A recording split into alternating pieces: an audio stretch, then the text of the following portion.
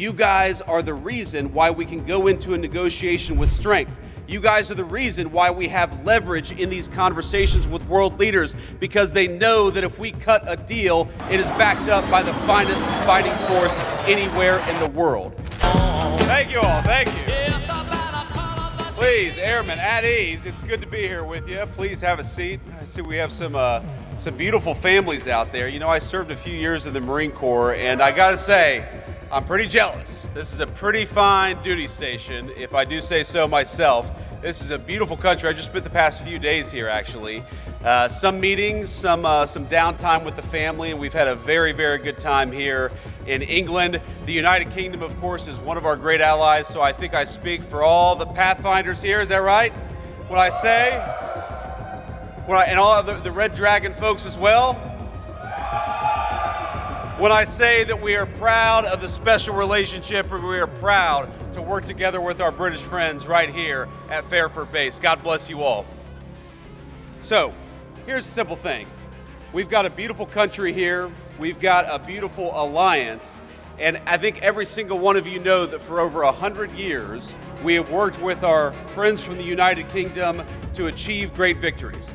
And if you look at the long sweep of history, every time something big happens for the world, every time a great victory is won for freedom and for peace and for prosperity, it is almost always the Brits and the Americans that do it together. And we win every single time we go to war together. You guys know that as well as anybody.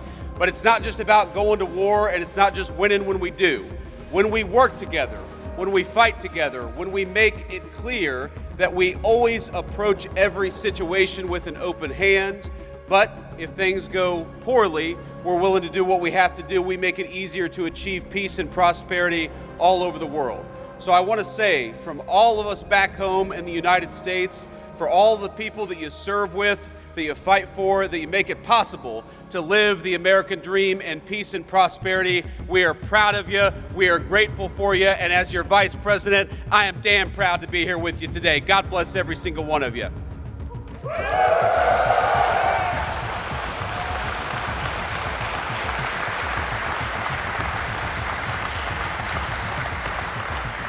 Now, it would be impossible for me to list every single thing that has happened just from this single base over the past 100 years, from World War I to our operations against terrorists in Yemen.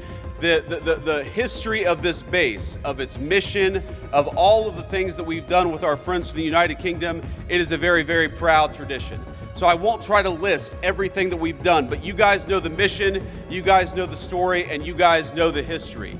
We have done so much with our English friends, with our friends from the UK, and I started I started the week at a place called Chevening with the Foreign Secretary of the United Kingdom, further south in the country in a county called Kent. And what we did is we worked on one of our most important shared security goals in Europe, which is the end of the war between Russia and Ukraine. The President of the United States came in 6 months ago, and I just talked to him right before I came on the stage, and he said very simply that we are going to make it our mission as an administration to bring peace to Europe once again. But as you all know, it is impossible to bring peace anywhere unless the bad guys are also worried that we've got a hell of a fine Air Force and a hell of a fine military to back up the peace to begin with. So what you guys do, even though you may not see it every single day, is you make it possible. You make it possible for us to accomplish the president's goals through negotiation. You make it possible for us to go into a room and say, yes, we want peace. Yes, we want to work together. Yes, we'd like to bring an end to this terrible conflict, but we've also got some great airmen back at Fairford and other bases. They're going to make sure that no matter what happens, the peace and the prosperity and the goals of the American people are going to be well served by what you do. So I think if you look back at the last 6 months, if you look back at the number of lives that we've saved in Rwanda and the Congo, the president ended a 30-year war there. If you look at what we've done in the East Asia, where the president ended a conflict, in Serbia, Kosovo, where the president has brought peace to that area of the world, and now in just a couple of days, with the president heading to Anchorage, Alaska, to try to achieve an end to this terrible war in Russia and Ukraine. You guys make that possible. You guys are the reason why we can go into a negotiation with strength.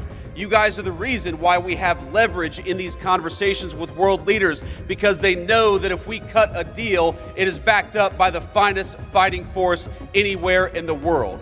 And that is what makes your job so important, and that's what makes it so important and such a proud moment for me to be here with you today.